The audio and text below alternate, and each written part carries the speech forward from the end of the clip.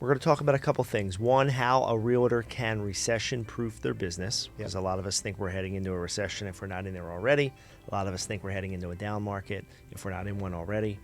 And also, what are some things a realtor can do to thrive in a market like this, or come out of a down market thriving and be ready for the next upcycle? Yeah. Because these markets, as you know, run in cycles. You go back 5 decades, and I can do it in my head. I can do every up and down cycle. I can see it all, and they run 3 to 7 years on average. You average about 5. We happen to be coming out of a 10-year upcycle, which is kind of unprecedented. They usually do not run this long, but that's where we are.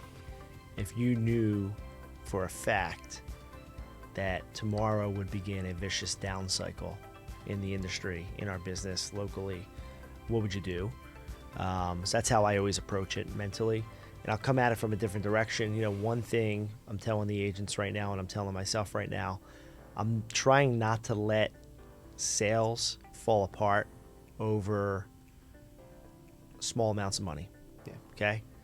A sale cannot fall apart right now if I knew for a fact that we're heading into a vicious down cycle, not just for my benefit, but for the client's benefit.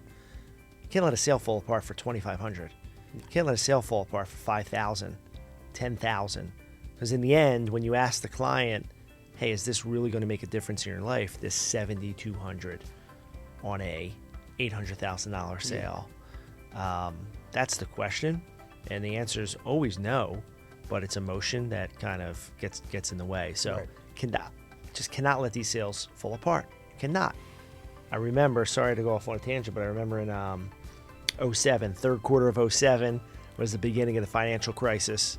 It really hit the fan in 08, big time. But when that market rolled over, I remember at the top, or just when it rolled over, pleading with clients just to work this out and go to settlement. I didn't fully know what was coming, but I knew what was happening. And the ones that didn't, I did sell their house 6 months later, 9 months later, 12 months later at 8, 10, 12% lower than what we were under agreement for. Yeah. Okay. So I don't want to make that mistake again. I got one from that Gary taught us, always be looking for the market of the moment, right? When the market corrects, when the market shifts, there's always a market of the moment that appears, right? For example, in 07, 08, if I remember correctly, the market of the moment was the short sale market. And people who jumped on that market, I know guys and gals who made zillions and zillions of dollars on that part of the business. I coincidentally just spoke to one today, a client of mine for 15, 20 years, and he crushed it.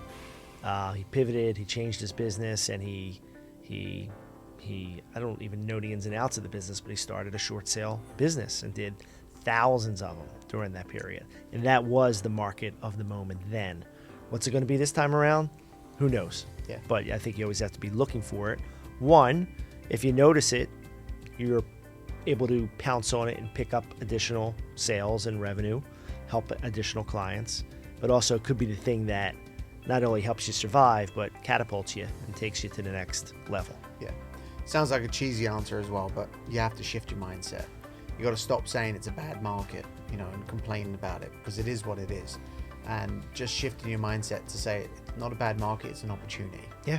This is an opportunity for you to double down your business so that when the going is good, you can thrive in those up markets. What's the first thing you need to do to recession-proof your business and to survive a down market? It's mindset, right? You have to decide that you are going to push forward, take market share, outservice everyone else, right? As opposed to burying your head in the sand. Yeah. And those two scenarios is exactly what happens in every down market. Yeah. I see it. Realtors disappear for years. Where'd they go? They're gone for years. Then they come back 5 years later. Hey, how you been? They're back. They're in the business. Good to see you again. That happens all the time. If they make it back. Most don't make it back. But some do. So am I going to bury my head in the sand and just hope and not change anything? not adapt, not pick up any more skills, just do it the same way I've done it for the last 25 years? Or am I gonna intentionally decide to take market share during this cycle? All those down cycles for me personally, I know for our team, we've picked up so much business during those down cycles. We picked up so many great clients. We're able to service so many clients well because we decided we wanted to, during that period. We're not going anywhere. Yeah. Whatever happens, happens. I was speaking to an agent 3 or 4 days ago, and I always feel like this is a good question to ask in general, in life, but applying it to real estate. Did you always expect it to be this way? Right. Did you always expect it to be good? Because the obvious answer is, well, no, of course not. Right. And then it kind of helps you reflect and go, okay, well, yeah, it wasn't always going to be up for me. That's a good mindset. Ebbs and flows. And it's the same question that you can ask yourself, did you always expect it to be this way? No. Yeah. So, all right, what can you do to prepare? And the market at the moment, what can you control in this situation right now, as opposed to getting your head in the sand and telling the sob stories of how it was good in the old days? Yeah, same thing you tell your kids. Your attitude and your energy, you Yeah. could control. I don't think you have kids, but I tell maybe my you dog do. that all the time. Yeah. Yeah. But the story I just told about the agents disappearing and coming back, that's not just new agents and unsuccessful agents. That's also icons. That's also people who've been around for 30 years and are extremely wealthy from selling real estate. Yeah. They're the most noticeable who I see disappear for 5 years. They're almost fair weather Yeah. realtors. Okay, like I'm a fair weather fisherman. I only go fishing when the weather's perfect, the wind's perfect, my schedule's perfect. I slept. Right. I'm not going out. 4 a.m. in in the cold morning, out, cold weather. That's not me. But it's almost like a fair weathered agent, which always just surprises me. But it happens. Yeah.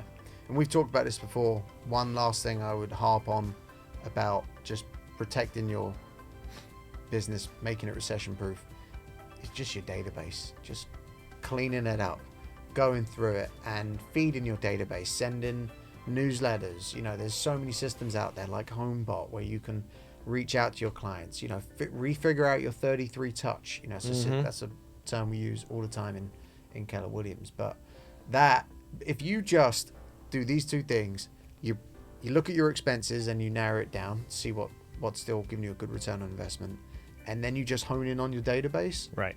If you just did those two things. So we're individual agents on a large team, Mm-hmm. right? We're on a team that averages close to 500 million in sales a year. Right. We have deep resources, deep team, great brand. What are we doing best right now as a team? Not you and I selling, but as a team, what's the best thing you think we're doing right now to recession-proof the team, capture business, capture market share, win, service the clients over these next couple of years, which might be a little choppy? Two things, and they're completely different answers. And they probably aren't going to be your answer, but we're learning and growing, and we're just soaking it all in. I think that's one thing we're doing incredibly well right now, especially with AI just coming in. How can we use this to make our time more efficient? Yeah. For when this goes, back. So that's number one. And then number two, honestly, one thing that we're doing selfishly as realtors, Yeah. we're hanging out together. We're True. talking to each other in the office. We're not digging our heads in the sand. Yeah. We're actually having good conversations. And the funny thing about having those conversations is, I'm part of this accountability group for our team, and you realize that you're not the only one going through this. Mm-hmm. And that's really therapeutic. Sure. You know, Right. you're like, oh, I had a terrible week. Oh, and then it was amazing. And then, up and down.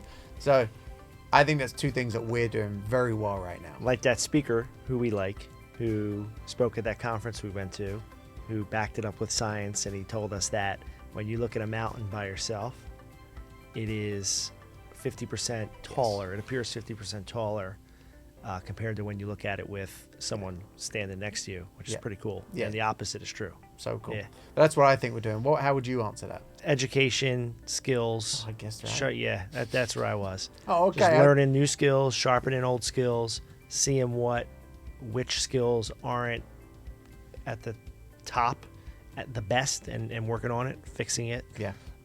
trying new things, bringing in, new tools. So that's the thing. Not just with real estate, but with everything. It's you got to really consume what's out there. Otherwise, you're a fair-weathered fisherman. You know, you gotta digest. You have to eat and digest a lot to stay at the top of the mountain, right? To stay at the top of your game. Just always getting better. And I might have mentioned this last time we got together, but the quote I've been really latched onto lately, because I feel like it helps me understand myself a little bit, is like, getting better is a lifestyle, right? So I always try to think about, like, what I enjoy and what I do and what I spend my time on and whatever it is. But it always comes back to I enjoy getting better, right? Every day, every week, not only in my profession, but in everything. Yeah.